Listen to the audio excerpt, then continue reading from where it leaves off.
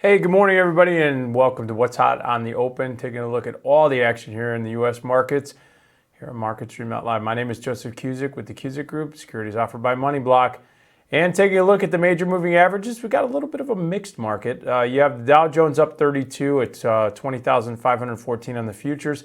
You do have the Russell 2000, that small cap index, trading at 1395.60, down $2.90. You have the NASDAQ basically trading flat right now at 52.7650 on the futures. And finally, taking a look at the S&Ps, down $1.75 at 23.35 even on the S&Ps. We are seeing dollar strength up 23 cents at 101.46.5, and crude oil is trading basically right around flat to down about 3 cents at 53.13 or 16, excuse me. Now the Qs, which are up 0.5% versus the NASDAQ, which is actually down 0.1%, almost 0.2%. They're trading opposite each other. The significance of that could be some of the bellwethers that are moving to the upside. You have Qualcomm up to almost 0.8%. You have SAP down about 0.8%. But then you have semiconductors. Take a look at the stocks up about almost 0.3%. You have Cypress up 1.59%. That's outperforming while Intel lags. So we have some mixed market in tech. We have mixed market in the large caps in general, except for the large cap Dow Jones. But taking a look at earnings and seeing some other notable movers. Groupon up 60%. They reported better than expected Q4 earnings per share and revs.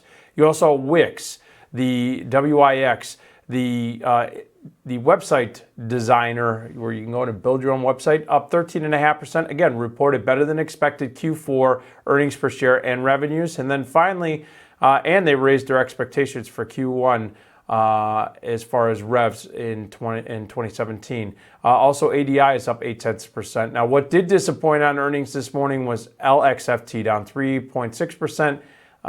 They did report better than expected Q3 earnings per share and more in line in revs, but it looks like there's sellers that are taking some action there.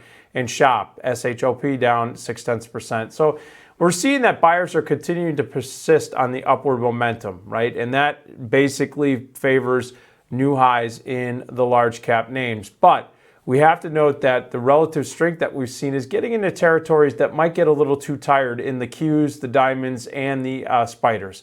Now, earlier this week, we did talk about the fact that finally we saw that IWM, that Russell 2000 or RUT, it was lagging, but it did get above some resistance, and it has broken up above a 2-month high. Now, with that being said, me being the local contrarian here, they moved up to a point that says, yes, okay, the large cap, they moved.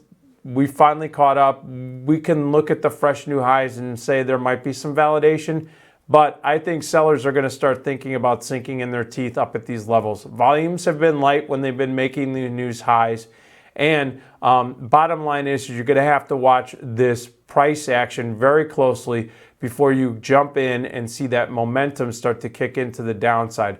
Speaking of that, if they do slip to the downside, let's take a look at some critical levels where we're going to see some support on these indices. Now, I'm going to use the ETFs. On the Qs, you're going to watch 127. On the Dow Jones, take a look at the diamonds. DIA, watch 201 as a support level. On the spiders, you're going to watch 230 SPY. That's going to be for the S&P 500. And then finally for the Russell 2000, take a look at IWM. Watch 137.50. These are going to be critical levels that are going to have to hold if the bulls are going to continue to have control. And this could be an area where after some of a pullback, that's where some new money could come in to play. Let's take a look at some other markets real quick. Take a look at the crude markets right now. As we had noted, trading right around $33 on the futures contract, but we'll take a look at the ETF USO. It's been carving out a multi-month sideways range, basically between $11 and $11.60. We want to break above $11.60 if we're going to see the bulls take any type of momentum to the upside in crude in USO specifically. Taking a look at the US dollar, as we had noted, the dollar was up slightly, almost 20 cents. And taking a look at the ETF that tracks the dollar, UUP, it's been basically grinding up like it's futures counterpart off of its January low. And UUP is basically trading at around 25.50 here early in February, and the resistance is right at that 50-day moving average, or basically $26.20. Dollar bulls, they're going to need to see a break above that level in UUP if they're going to see some upside momentum in the buck.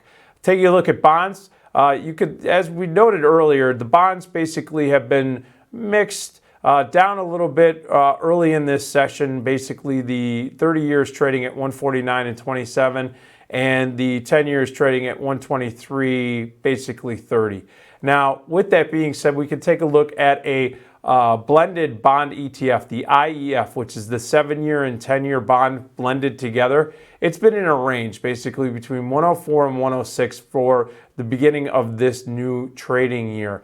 And in the last few weeks, we've seen that the uptrend is always, when it was challenged, it's bounced off. So right now we're going to watch 104.50 as a critical level. That's the support in IEF. A break there could be negative for this particular bond ETF. That means that bonds could be seeing a little bit of weakness, and you could see some upside to the equity markets. Finally, gold. Gold continues to favor the upside in the last 2 months. Basically, it's confirming its transitional phase off of the December bottom. Watch the January-February uptrend line. That's the support level we're going to watch, specifically on GLD, which is the ETF that tracks that. That'll come in at the 116 level. A break there, that could mean a shift in the sentiment in gold. That could mean an overall positive shift potentially for the equity markets, negative potentially for the bond market. So we'll have to watch this very closely. All right, folks, that's it for the What's Hot on Open. We will be back here this afternoon here at MarketStream.live. See you then.